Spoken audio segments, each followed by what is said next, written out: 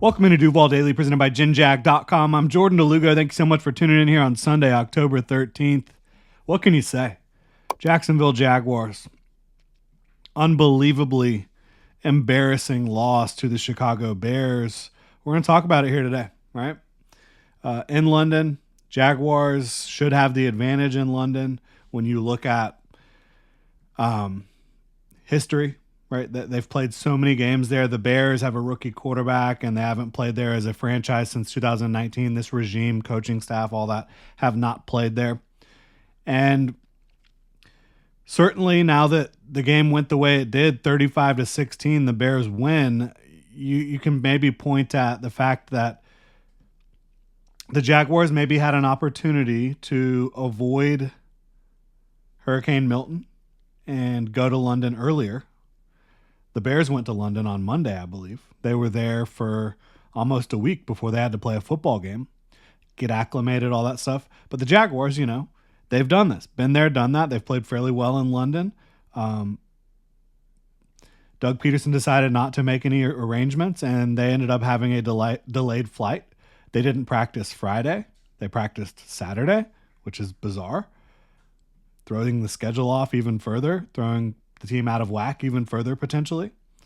And you don't want to make that an excuse, but did the coaching staff, did the leadership of this organization have an opportunity to potentially avoid that and not take advantage of it? Maybe. So the Jags embarrassingly fall 9:30 in the morning. Hell of a way to start a Sunday, right?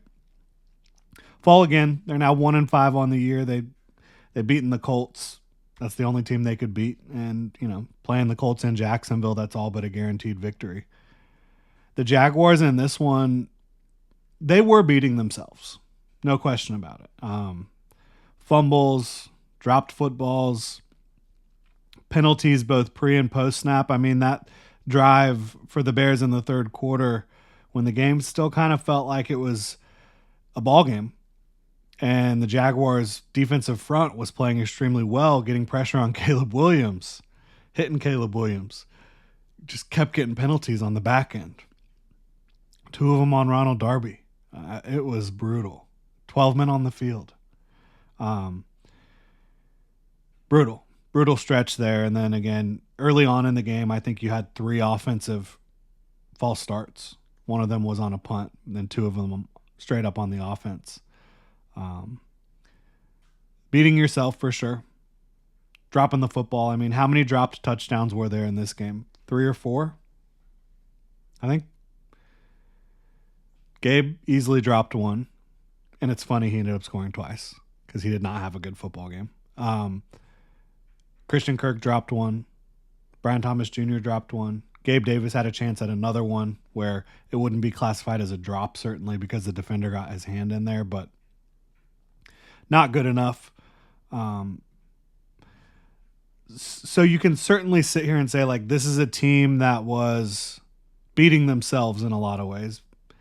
Evan Ingram fumbling, Tank Bigsby fumbling, Travis Etienne, it ended up being ruled not a fumble, but for all intents and purposes, he had to secure that ball better than he did, right? They were beating themselves. And they're a talented football team. So when I look at the level of talent beating themselves, when everyone is underperforming, I look at coaching, right? Message not getting across, practice habits not good enough. So there's that part of it, which certainly is frustrating as heck. But then there's also the fact the Jaguars could not cover the Bears receivers. Bottom line. And that's what I expected. That's why, earlier this week I said, and I didn't do a bold predictions yesterday because I had some other stuff going on. But earlier this week I said I was leaning towards the Bears, and I tweeted out, I'm taking the Bears yesterday. And the reason, among other things, is I really did not think the Jaguars had a chance to cover the Bears receivers. And they couldn't. Cole Kmet scored twice. Keenan Allen scored twice. Rome Odunze had some nice plays. DJ Moore, they actually were able to keep him contained, which is surprising, but They couldn't cover the Bears receivers at all. They couldn't cover anyone. And they gave them extra opportunities by making those mistakes we talked about, unforced errors. But bottom line is the Jaguars could not cover. And losing one corner should not make your secondary fall apart completely. But that's what it has done to the Jaguars. Losing Tyson Campbell in the back half against the Miami Dolphins has derailed this entire defense because they cannot cover anymore. That's not acceptable. And to me, the onus goes on Trent Baalke for that error. I talked about it all offseason. The Jaguars needed another quality starting cornerback because as much as Ronald Darby can be a quality number two, the last couple years of his career, he's really been a better rotational guy or a guy that you can bring in, break in case of emergency type of player. And you're seeing when he's having to take the full brunt of the snaps consistently, it's not going as well as you would have hoped. Buster Brown, you got to love him the way he plays the game, but like I said, he's just physically not as gifted as a lot of the receivers that he's going against. He's not as tall. He's not as fast. So that sucks. They should have had more answers at corner than they do. But they can't cover. Andre Cisco and Antonio Johnson haven't been good enough. I know Cisco did have a huge interception in this game. That should have helped the Jaguars gain momentum, but Jaguars offensive play calling left a lot to be desired on the subsequent drive.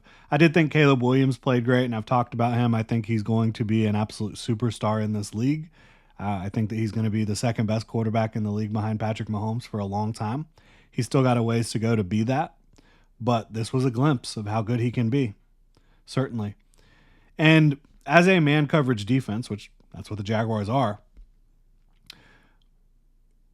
if you are in man coverage and they've got guys rolling down the field and you lose contain or you can't get to the quarterback, guess what? If that guy's an athlete, he's going to have opportunities to pick up chunk plays with his legs, and he did that in a big way on one specific drive where he had two great runs. I did think overall the defensive line got pressure a decent amount. I thought the tackling was okay. It wasn't egregious by any stretch. But when you can't cover against a team with this much firepower and a quarterback as talented as Caleb Williams, you're in trouble. Bottom line. I do got to tell you all about Underdog Fantasy, though, right? They sponsor the show. They do a great job over on their app.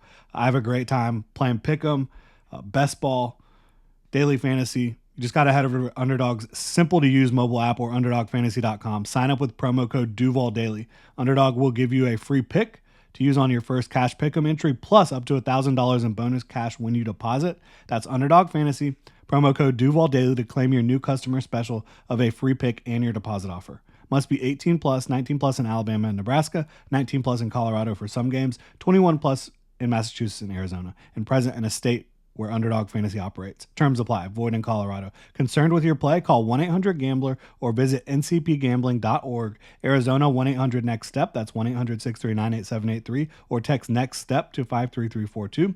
New York, call the 24/7 Hope line at 1-8778-HOPE-NY or text HOPE-NY 467-369. So we talked a lot about the defense there, their inability to cover. Inability to get out of their own way. When they do make a great play, there's a penalty or something else happens. I thought offensively, Trevor Lawrence played a pretty good game until things just fell apart around him. Gets Ingram down the field and Ingram can't hold on to the ball. He fumbles it and Trevor Lawrence ends up having to make the tackle. I think that's kind of emblematic of what's happened with the Jaguars since Trevor Lawrence has been here in a lot of ways. The rest of the team coming short and Trevor Lawrence having to save the day. When Trevor Lawrence isn't perfect, things fall apart. And that's not how it goes with good football teams, with well-coached football teams. Like quarterbacks miss throws everywhere. Every quarterback in the league, whether you're talking about Patrick Mahomes or Josh Allen or Lamar Jackson, every quarterback misses throws. But what happens when the Jaguars miss a throw is that it derails an entire drive. Trevor Lawrence had maybe like 3 poor plays in this game. One was the interception, which things had already fallen apart. One was not being able to hit BTJ down the field in stride. He left it a little short. I thought, obviously, in the end zone, he overshot Gabe Davis as well once, but he played a pretty darn good game overall. Trevor Lawrence did. The Jaguars' offensive line did okay. I don't think they were horrible. But they didn't have answers for pressure. Certain pressure looks they just didn't have any answers for, which you've seen at times throughout this season with this Jaguars offense, which is very frustrating. I mean, it's unacceptable from a professional coaching staff. But couldn't cover, couldn't avoid penalties. Again, Doug Pederson's, pressure pickup, blitz pickup, just didn't have answers at times. This is a football team that, as some have said, maybe a little rudderless, 35-16, directionless, not coached well enough. Again, there is a sufficient amount of talent that these issues shouldn't be happening, right? And when I look at players across the board consistently underperforming, especially on offense, these receivers, I mean, the drops, so many drops today. Fumbles. I look back at coaching. I do. Like, the message isn't getting across. They're not as prepared as they need to be. And again, maybe there were some issues today because the team got to London late, had to practice yesterday. I mean, you're completely breaking the schedule. The lead up to a game is completely different. Not only do you have to travel to London, but then you don't practice on Friday. You practice on Saturday, do your walkthrough. It was weird. It looked weird. Jaguars were competitive early, shooting themselves in the foot a little bit, not capitalizing all the time, but overall they just couldn't hang in there for the entire game. And again, can't cover, which to me goes back to the general manager not doing a good enough job. But I think that they need a new direction at head coach and GM, point blank, period. And I've said that for a few weeks now, obviously. No breaking news there. But the Jags, they're 1-5. They've got the New England Patriots next week in London. Home game for the Jaguars in London. Home game. Obviously, they need to win that football game. But at this point, it's like, does Doug Pederson get to coach games after London for the Jaguars? If this team falls to 1-6, even if they're 2-5, like, what's the point really of not making a change? Like, you got to do it at some point. Maybe you wait until you're mathematically eliminated. I don't know. And I know we've talked about, the Jaguars, they're this team. They can go on runs. They've done it every year so far under Doug. Like, they won 6 of 7 to punch their ticket into the playoffs. They won 7 of 8 at one point in 2023. It's just a matter of time. I don't see that happening. I've told y'all that. I don't see that this year, unfortunately. I do think that the makeup of this football team has enough to be competitive enough to maybe make the playoffs, but now that's out of the picture. And the bottom line, again, is every single year you've had to go on a crazy run, right, to be competitive. And when you haven't been on those crazy runs, you've been awful. And the Jaguars right now are awful. So they need to go in a new direction in the worst way. And they need to surround Trevor Lawrence with some different talent, with some different ideas, some different leadership, play calling, scheming. Ryan Nielsen, I feel for him a little bit. Again, I think that his defense would be working right now if they had a little bit better corners. And, the Tyson Campbell injury derailed the secondary in a big way. So that's how I kind of am viewing this right now. Obviously, we will review the tape, talk about it all, get you some more deep dive analysis on this game, but it was ugly Ugly for the Jacksonville Jaguars, ugly for Jaguars fans. It's embarrassing. And I'm hopeful. You know, it is a beautiful Sunday here in Duval County. Hopeful some of y'all are able to go out and enjoy the rest of your day. Try to put this behind you. But Jaguars 1-5, embarrassing performance in London, losing to a rookie, losing to Chicago Bears. Again, ugly, ugly, ugly. Let me know what y'all think in the comment section below. You can vent, you can blow off steam, whatever you need to do.